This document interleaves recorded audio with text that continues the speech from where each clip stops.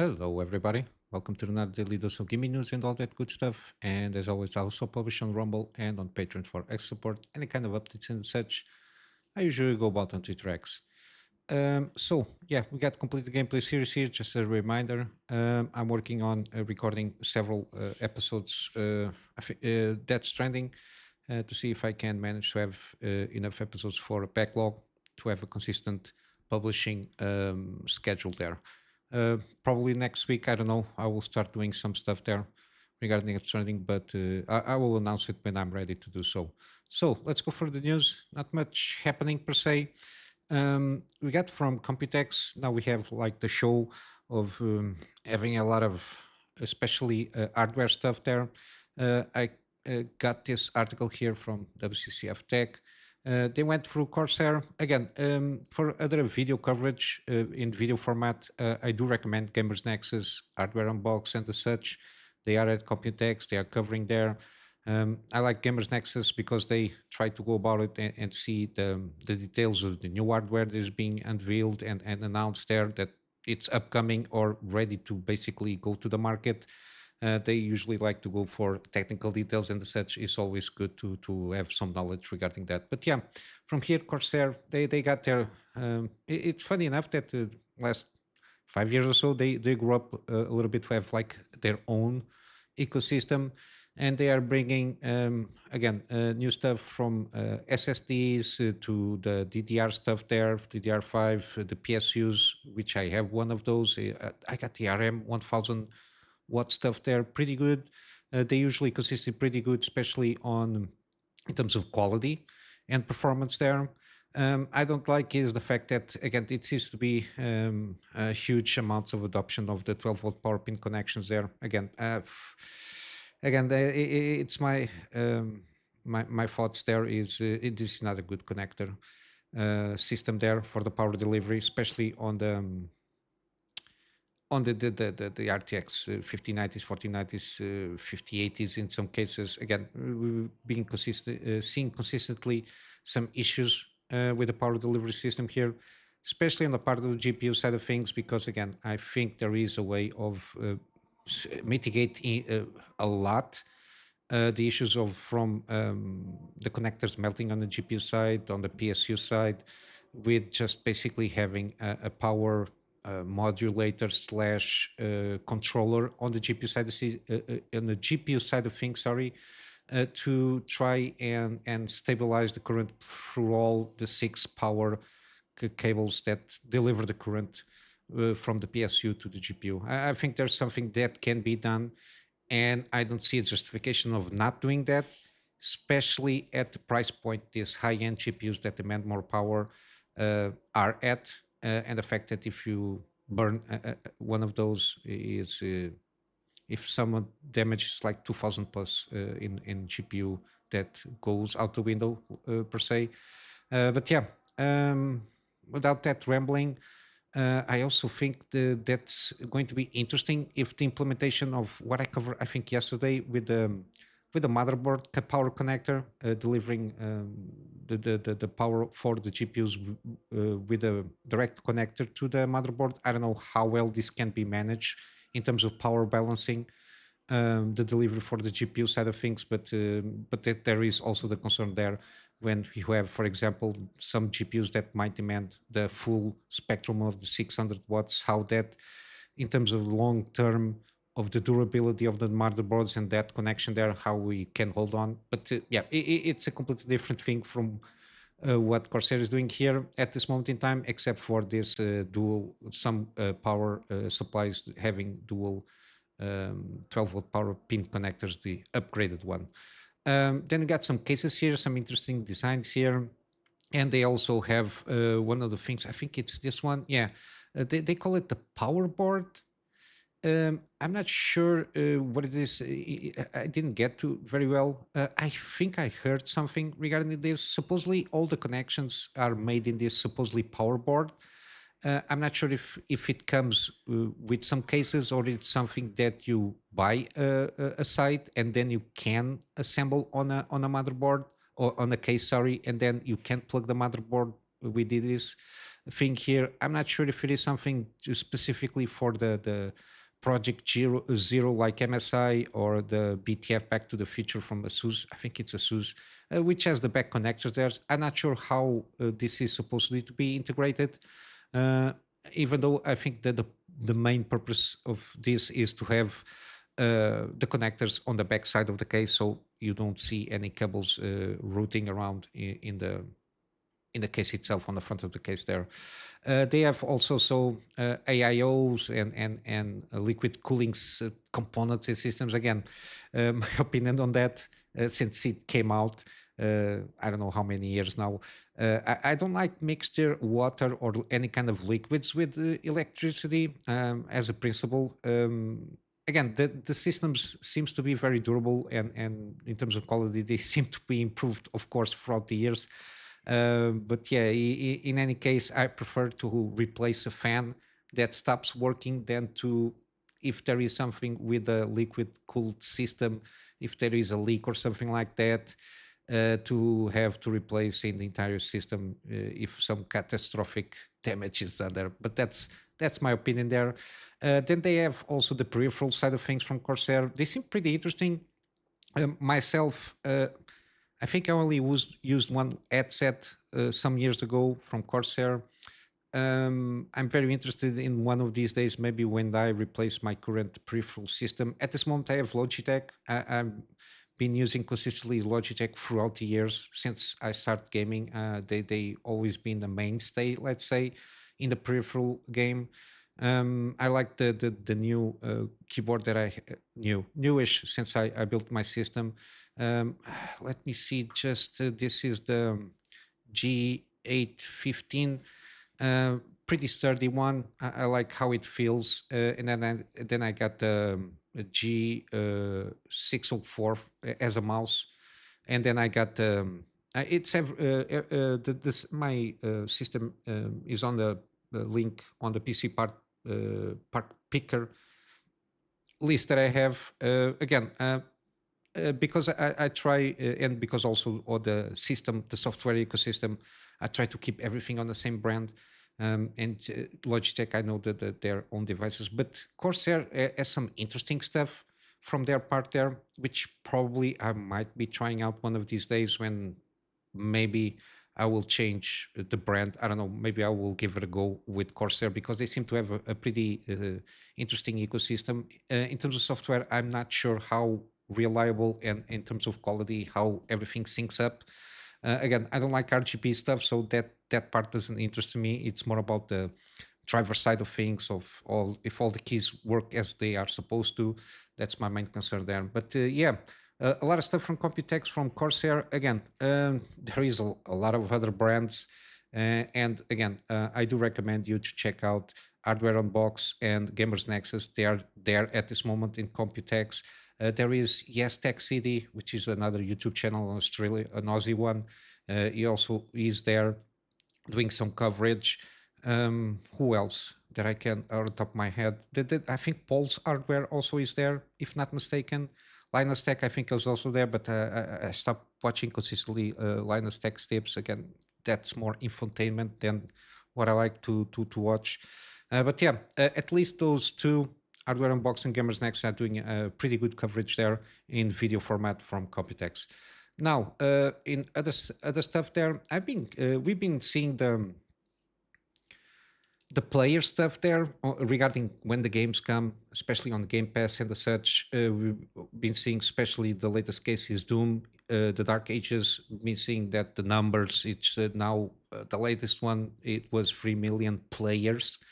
And I always had some questions regarding how this works, how they come up with this kind of numbers.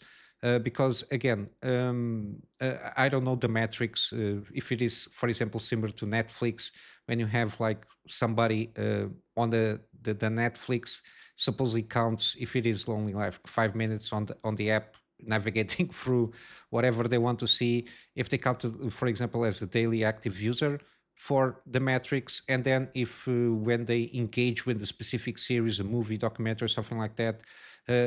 how that will count as a view. If it is 10 seconds, 5 minutes, half the time of the content that is provided. If so, for example, if a movie is 2 hours, it counts as a view if you watch an hour of that movie. Again, I'm not sure how Game Pass works, but Grumps here did have some kind of insights, even though again it kind of gives us a little bit of an idea, even though again these kind of numbers and how they count players and daily active users and interactions with the game is very shady the way they go about it. I think it's very internal. There is no official metric that we can count on.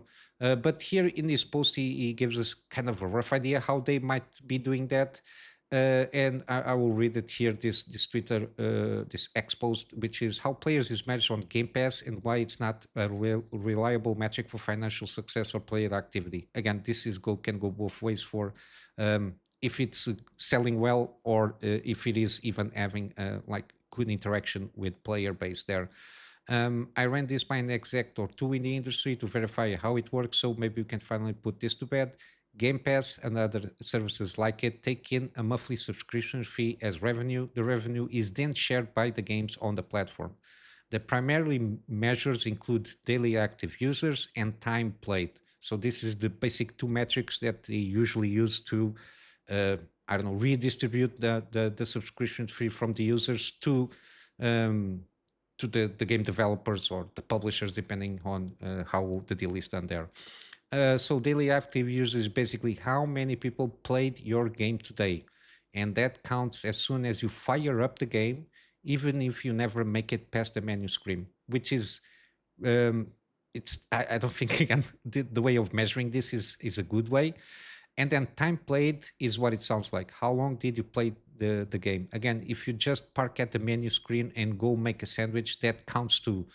It's the same on Steam, by the way. Okay, but Steam doesn't have a subscription fee to use metrics to distribute money throughout those metrics, which is very different. But again, Steam is the same, uses the same metrics on, I think, concurrent players metrics. I think it's used this way. As long as you are on the menu screen, it counts as you being active on the app itself.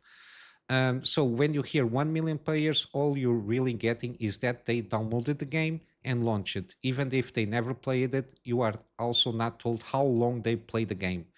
That 1 million number could have generated zero revenue, which is very interesting.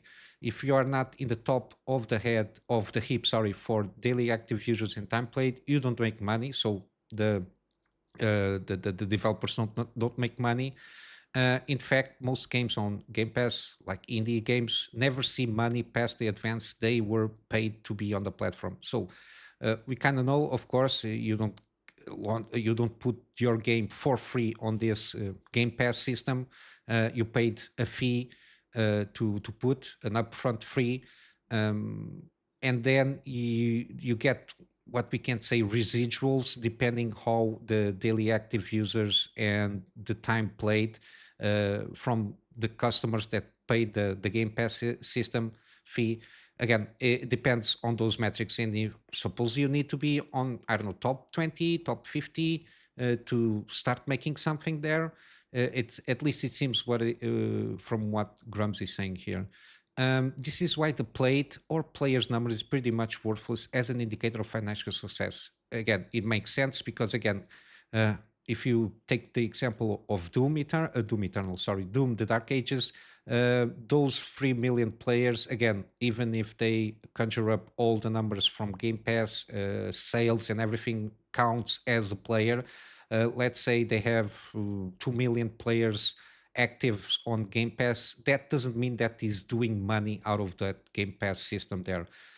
It did make money, or it didn't, depending because Bethesda is part of Microsoft games, so I'm not sure how much money it's injected automatically, being that they are a first party publisher and developer there.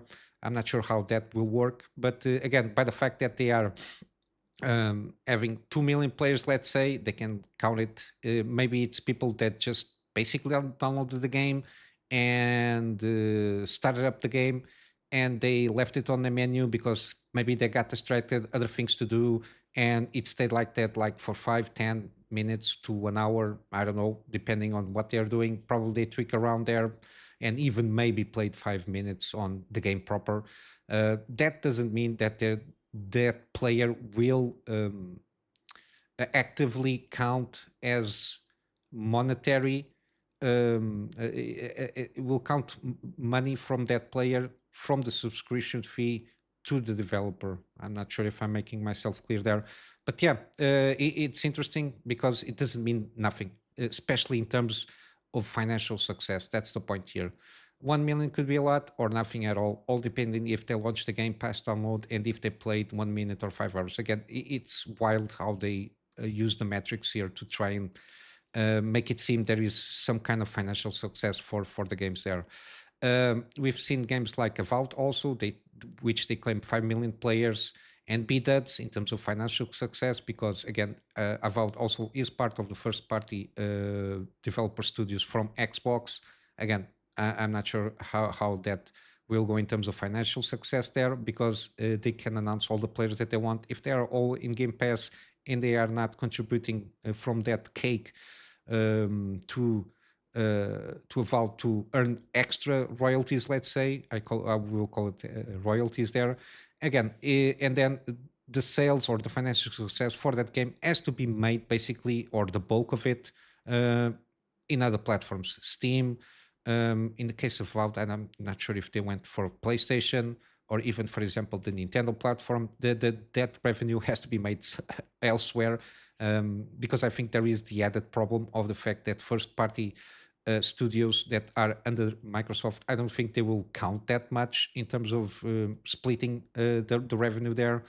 But yeah, and we will see some games claim 2 million players in BX success. Again, all depends if the players are interacting a lot with that game, if those 2 million players are playing the game proper, or if they just stuck at the menu, or if they play 5 minutes and pause the game for 5 hours. Again, I'm not sure how the metrics will work, but yeah, the fact that the success of a game is depending of these two metrics and the way they work by themselves. I don't think we will see a lot of games doing good, even if they can, I don't know, announce that they have 10 million, even 10 million players interacted with the game. Again, interacted is basically what I thought it was, which is basically just downloaded and open the game and stuck on the menu. That's basically counts as an interaction, basically, which is very weird. And again, a single day blip in those numbers, like launch day or first week, could look very good, but it falls to zero the next week. You can still claim 2 millions from the first week. It's meaningless without graphs like Steam charts. Again, the big difference here is that Steam charts differentiates the concurrent players, and it doesn't show a cumulative interaction, because if you see the graph on Steam concurrent players, it goes ups and down depending on the time of the day. And to a certain degree, what Game Pass numbers do is they take advantage of a cumulative number there. So, for example, the same player can interact with the game throughout the first 2 weeks of launch. It will count for that Steam chart to go up and down eventually, but it only is going to count one player, which is, I suppose, the same way that Game Pass counts the players that interact again. But there's a cumulative effect which can be deceiving on the number side of things.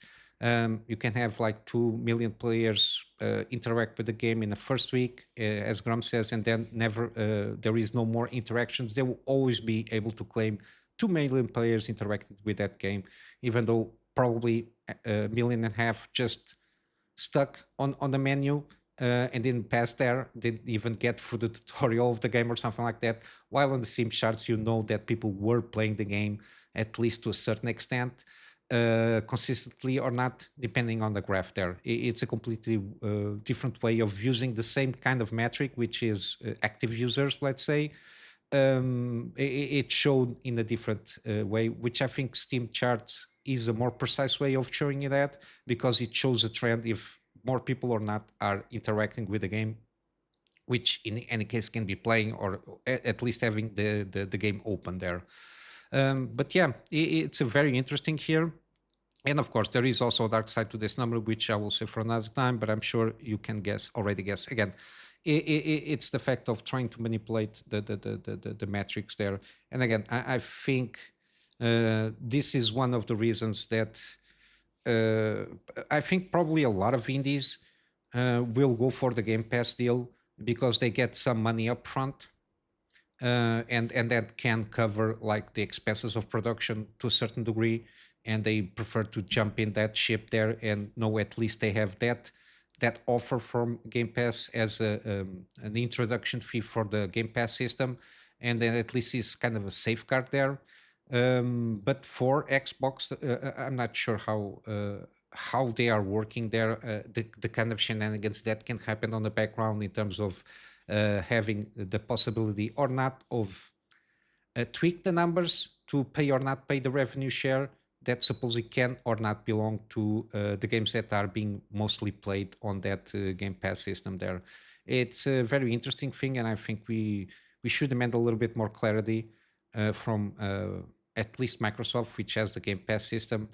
Again, I don't know how that will work. For example, on PlayStation, they have the subscription PlayStation Plus stuff there, which it's an added fee, monthly fee, but supposedly gives you access to free games while the subscription is active. I think that's how it works. And again, how that extra money that you pay for having access to that game, how much is going to be paid for the developers of the game, if it works similar to Game Pass, if they are included in that give monthly giveaway for players, if they have an introduction fee to be paid upfront to be in that program, let's say, or that tier of subscription, and if there is kind of royalties if players play a certain amount of time on that game, if they're going to be extra revenue out of that. Again, it's something that should be more transparent, given that, again, even though they are a private company, they are not so private because they are traded publicly. And I think regarding financials, they should be more transparent. So at least, if not only shareholders, I don't know how much shareholders know about this information, but at least customers that, I don't know, pay for the service. I'm not sure if for sure this is not discussed on terms of use on that service. There is no explanation there for how this works. But I think a little bit more transparency, so we are more aware of being immune to this kind of the player numbers, which is something relatively recent. Those publishers trying to push out the interaction that like avowed games that basically are not doing well financially, they push the players numbers instead of the sales numbers. We've been seeing a trend that very recently in a lot of games that did very poorly in terms of the financial side of things, which I think we need a little bit more clarity there than just keep ourselves thinking that the game is very well regarded just because X amount of players supposedly open the game on a Game Pass system there. Because basically it's part of the library or the service, so people might want to, out of curiosity, just open the app. Maybe they don't like the opening screen or the menu, and they just install 5 minutes and then uninstall again. It counts as a player interacting with that. Again, there is a lot of stuff that I think that needs to be more transparent there. So when we see numbers, we have a better idea of what those numbers really mean. And then on the industry, we got out of nowhere, Embracer Group is now rebranding itself as Fellowship Entertainment. Again, this basically comes about after they managed around 2 years ago to get the Lord of the Rings IP. Again, I think the IP is for gaming, is not for other media, because we know Amazon is doing the whatever it is they are doing there, which is kind of a shit show. And then on the movie side, I think it's Warner Brothers or something like that. For the movies, I don't know who has the rights to that, because even for the sum of just $400 million, which is very low especially if it was for all the rights for all the media. Um, but yeah, basically they took of that philosophy because they want to put Lord of the Rings as one of the biggest IPs in terms of gaming, and I think the fact that they are changing the name to the Fellowship Entertainment uh, kind of tries to reflect that, but we'll have to wait and see. This comes after CEO Matthew Karch claimed that he wanted to turn Lord of the Rings biggest gaming franchise, which he has no longer with Embracer. I think because of the split with Saber Interactive, he went for Saber Interactive, if not mistaken. But yeah, we'll have to wait and see how this will go. Again, Fellowship Entertainment has other IPs under its umbrella still: Kingdom Come Deliverance, Metro, Dead Island, Killing Floor, Darksiders, Remnant, and Tomb Raider. Again, there is more there. I think this is the company that they try to do like they were doing a lot of acquisitions, and they afterwards they tried to do a deal with some Saudi investor of around $2 billion that didn't went through, and then a lot of layoffs and a lot of shutting down of projects and studios. After that, they were again. That's why they tried to restructure. That's why Saber Interactive was basically split apart there. And then again, Coffee Stain Group, which was under the umbrella, is now going to be a completely different identity and company, which has the IPs of Goat Simulator, Satisfactory, and Deep Rock Galactic. Yeah, we'll have to wait and see how this goes. Hopefully, it goes well. They are still pretty relatively good amount of supposedly good games coming out. But yeah, some of them is Metal Eden. I don't remember what this game is about. Got the Gothic one remake. I'm not sure if it is going to be a good remake or not. We got Reanimal with Pique My Interest. Got Fellowship, Rex Station, the next SpongeBob SquarePants game should do relatively well for kids. Norse Oath of Blood. I'm not sure if I'm not. I'm familiar with this name, but I'm not sure uh, what this game is about. Then we got Deep Rock Galactic Rukor. I think this is kind of a dwarf game when you do like mining and stuff. At least that's a perception that I have. Then we got Killing for Free, and then this Marvel game, Marvel 1943 Rise of Hydra. Again, I'm not sure what it is about there. But yeah, hopefully Embracer can I don't know, steer the ship in a good direction. At this moment, they with this renaming and rebranding, and the fact that Coffee Stain now is a completely listed company, they are going to stick. Where is it? Around 6,000 employees spread across 50 companies or so. Um, let's see how that goes. Hopefully, no more shutdowns, and all the projects that come out under the Embracer Group are, or at this time, Fellowship Entertainment, are good. That's what I wish for. Good games.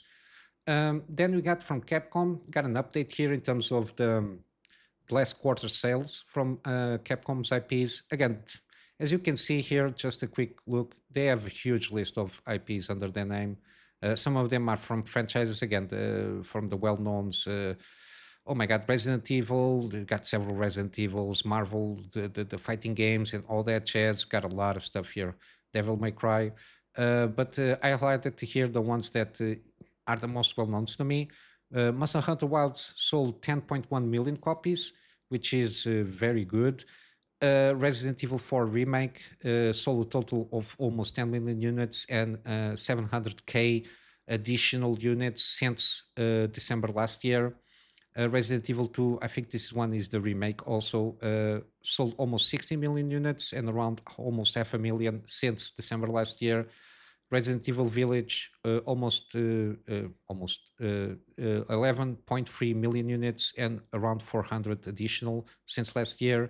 Resident Evil 3 Remake, almost 10 million units, 300k additional since last December last year. Then we got Resident Evil 7, which is an older game, almost 50 million units sold and around 300 additional units since December last year. And then the most weaker IP here, which is Dogma 2, 3.7 million units, only around 200k additional units since units sold since December last year. Again, it seems that it goes about to say that for them to be considered good sales numbers for Capcom, it's basically when they reach, I don't know, in a year 10 million units. It's kind of pretty consistent to see this, which is good, especially for Resident Evil. I like the Resident Evil 7. I played Resident Evil 4 when it came out, the original one. Um, and I think I played Resident Evil 5 somewhere.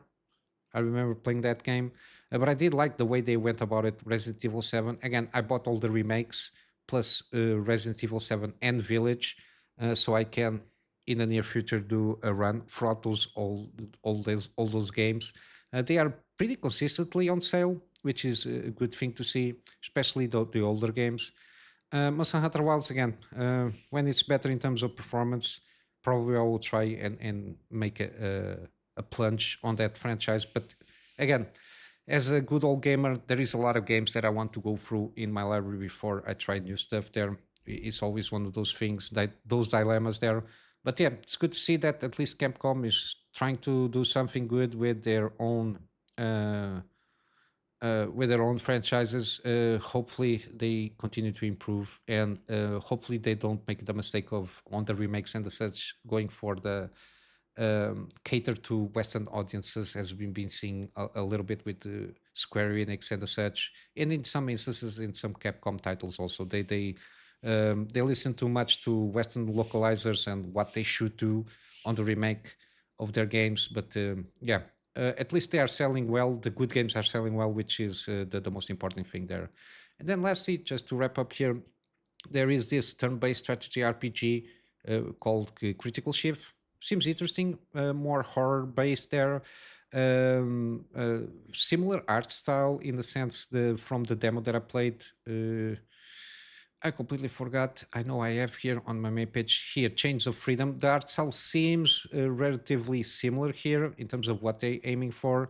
Again, I'm a sucker for turn-based strategy games, especially on turn-based combat, like XCOM kind of games. But yeah, seems pretty interesting. They got the announced trailer.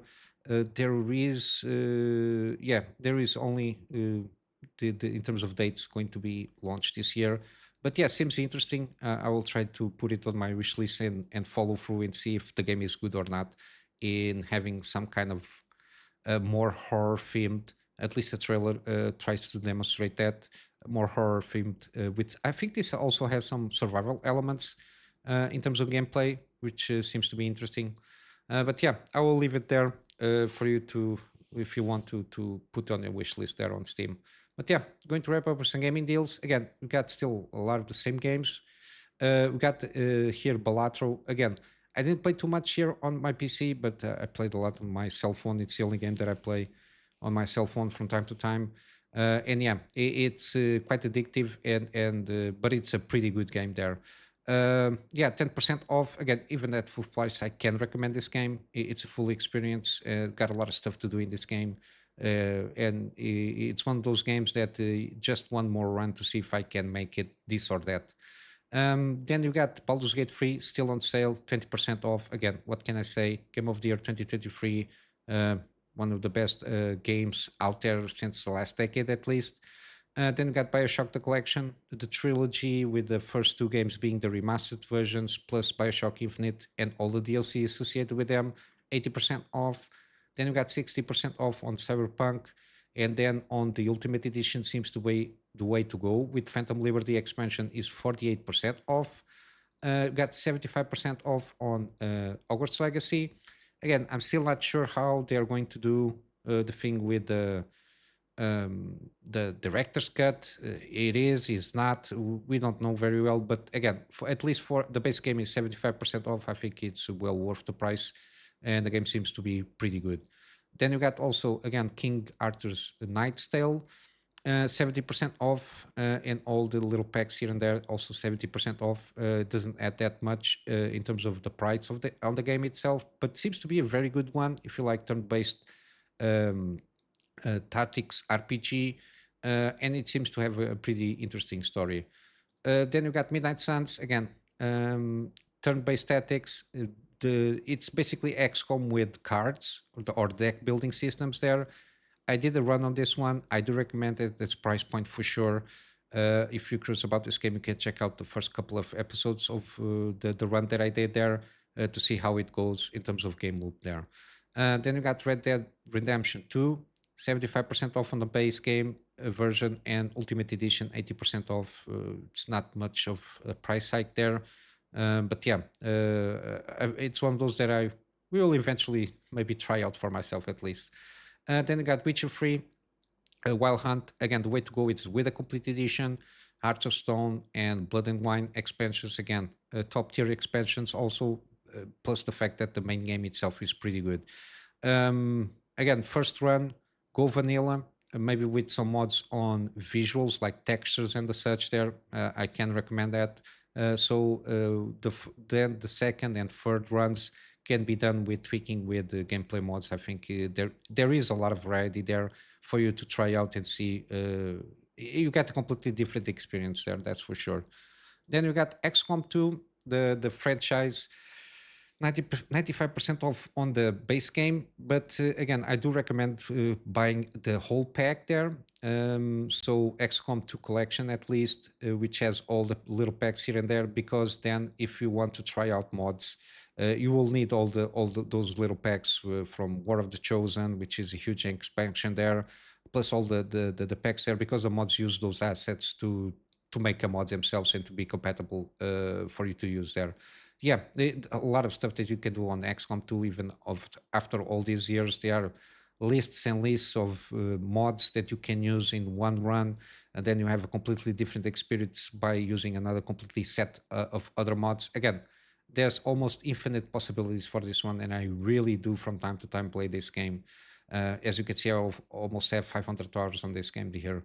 But yeah, I love this kind of games.